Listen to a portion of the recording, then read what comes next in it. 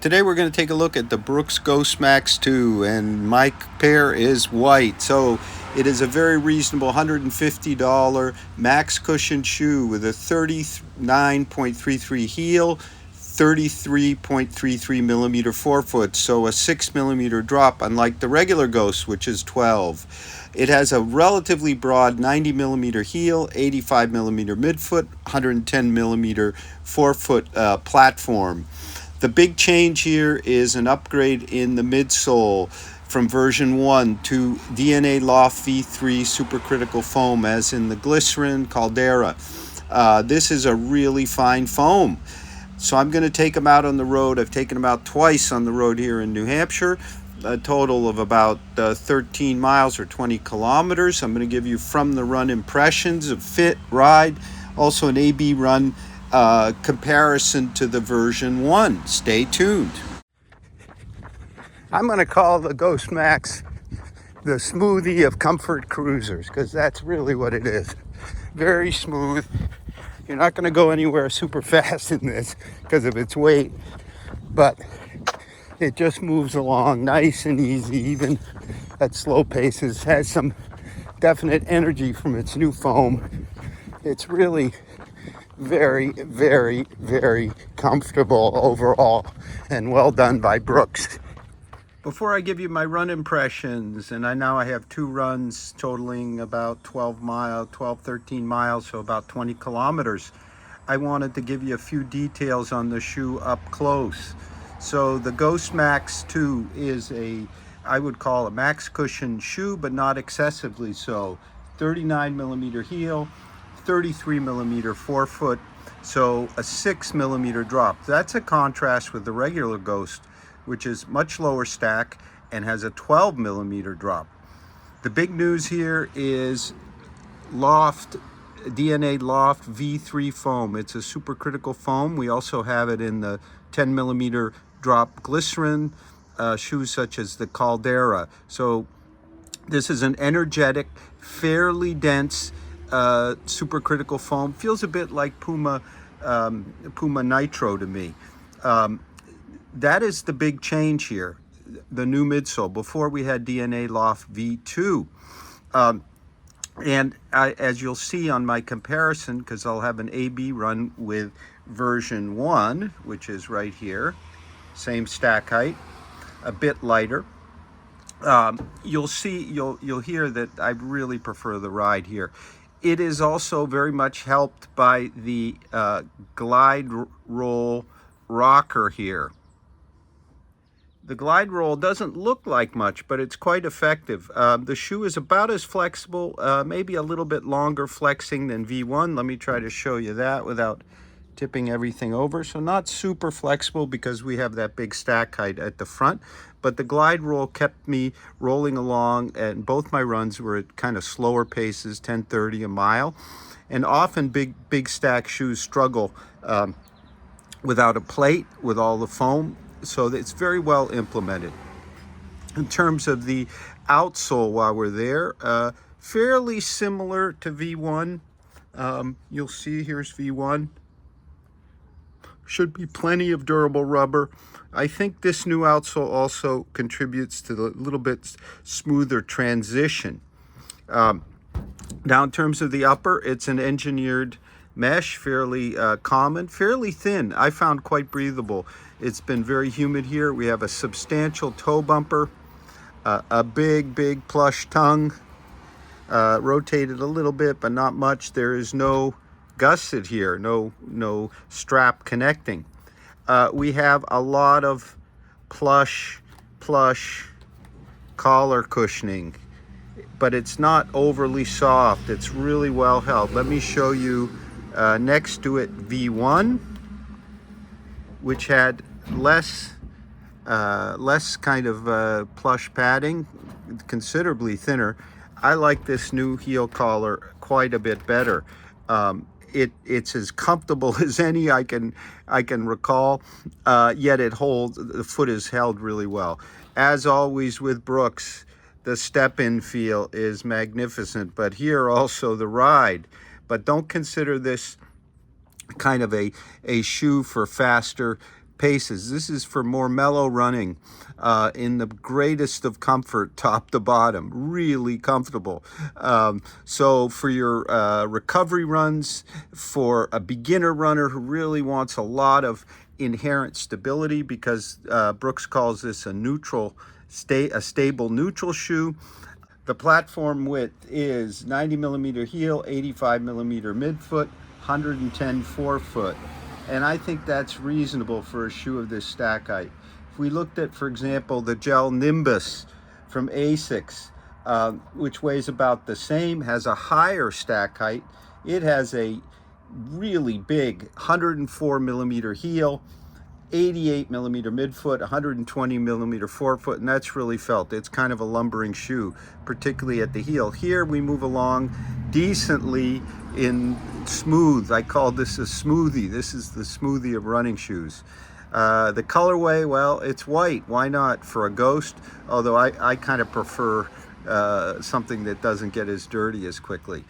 Last little thing I forgot to mention is the this really sturdy heel counter. I mean, you'd think this thing would be uncomfortable, but it is not.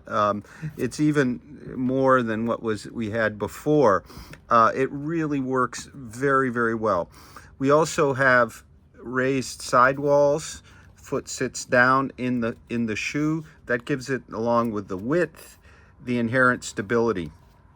But the key here for me is the DNA Loft V3. So now I'm going to take them out for a run, fit, ride, A/B comparison, a few other comparisons. Stay tuned.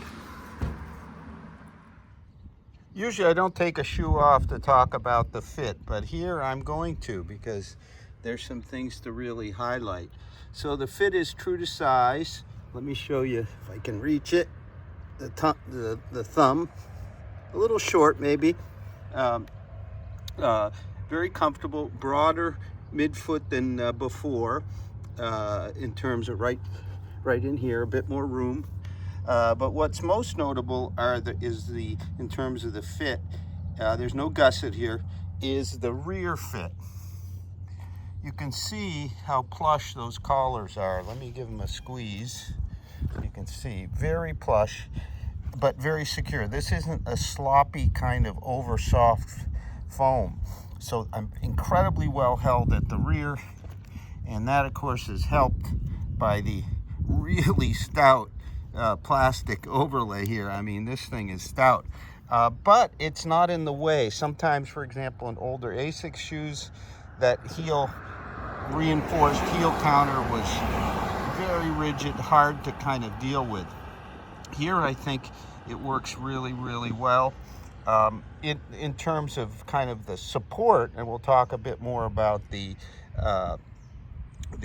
stability of this, as Brooks calls it, stable neutral shoe. The sidewalls on the lateral side really help. That's a change from V1.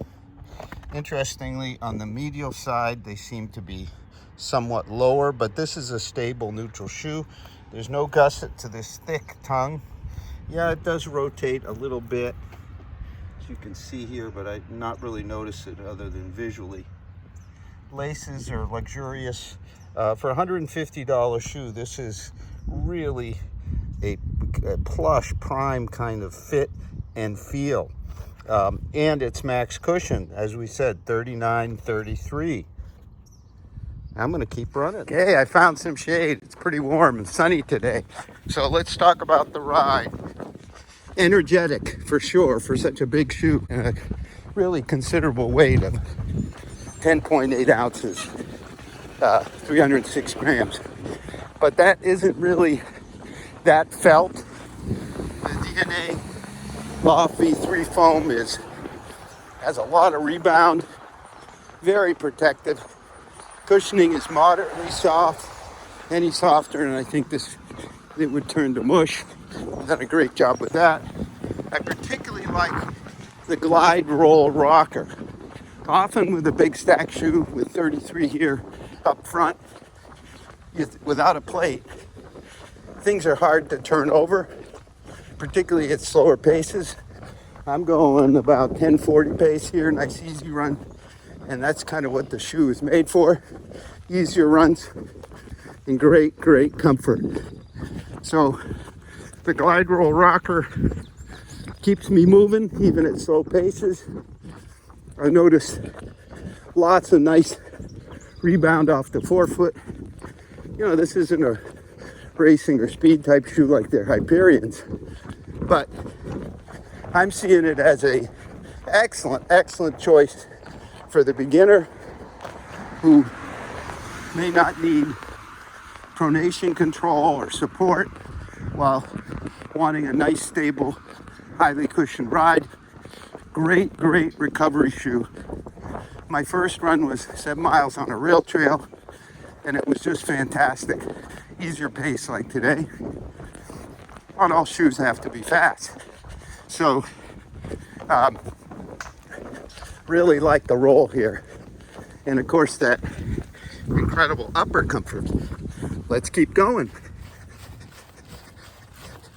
So in the middle of a short AB run here, the beach is getting busy, pardon the noise. With on my left the Ghost Max 2 and the one on the right. In terms of the fit, the number 2 has a more accommodating midfoot. There's more room there, no question. I think the toe box is also a bit higher, although the fit in the front is a bit more relaxed. It's pretty similar. One thing I'm noticing is the more substantial heel counter, but this is while it's completely rigid, it's not rough in feel. It works really well. I think the plushness of the collars, you can see how they've been increased, helps that. I'm going to keep going, give you a few short impressions about the comparative ride, because there's some real differences here. Although both shoes are focused on ultimate comfort, the new one is an order of magnitude, I think, or close. More plush, more comfortable, and more energetic. While the stack height is the same and the weight has gone up a bit, the Max 2 is a clearly improved ride, and here are the kind of the short version of why.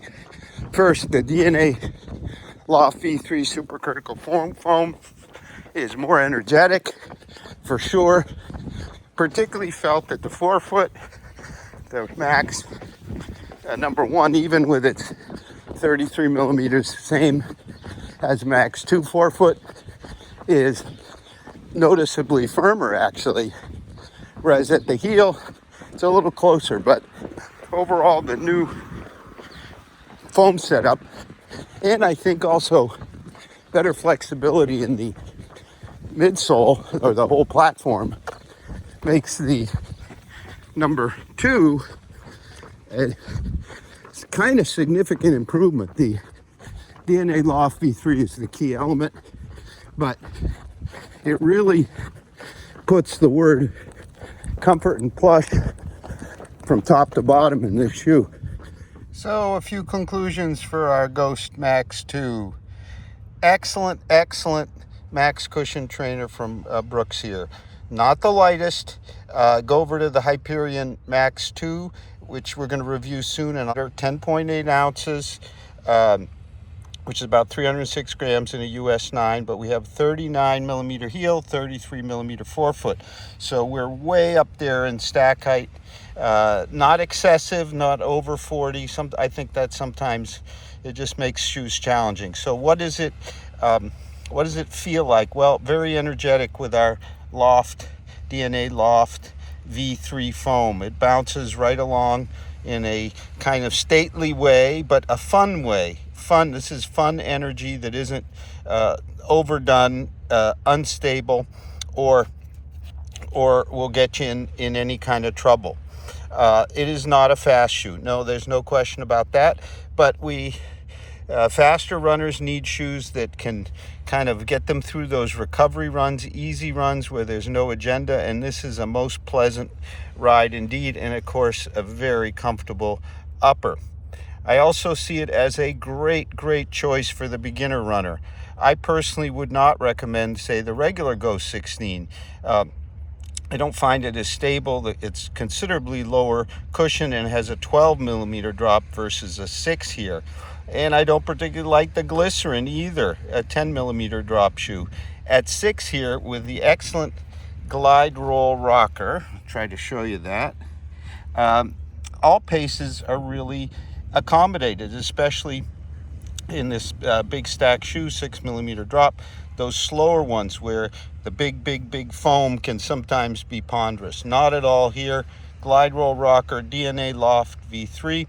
And I also really like that Brooks has priced it very reasonably at $150, only $10 more than the regular Ghost.